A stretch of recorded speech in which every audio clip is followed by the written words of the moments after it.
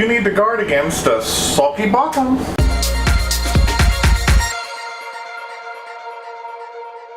Welcome to Help at Home, your resource for great recipes and easy learning. I'm Jim Hightower. Today, another classic, and this is according to Julia Child. Get your apricot preserves. Apricot glaze, or as Julia would say, Apricot Glaze, has been a mainstay of French pastry for decades, according to Julia. Julia would say your apricot glaze, take about half a cup of apricot preserves and put in a tablespoon of sugar. If you're doing several pie shells, you can do a cup and put in 2 tablespoons.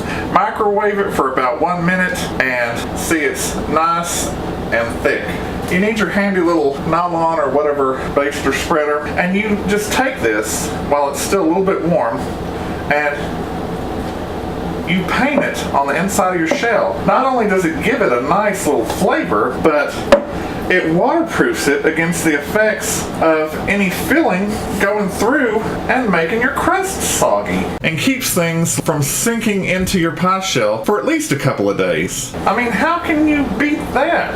Now, you might notice some little bitty pieces in there. Julia says push it through a sieve, which is a strainer, and you can get the little pieces of skin out. I love Julia, but I'm over it.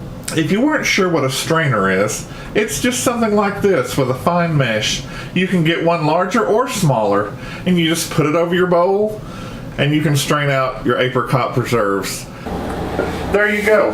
When you're done, have any left over, you just put it right back in. Give your glaze a few minutes to dry. If you give it a shot and push it through the strainer, if you think it's worth it, put it in the comments below, put worth it.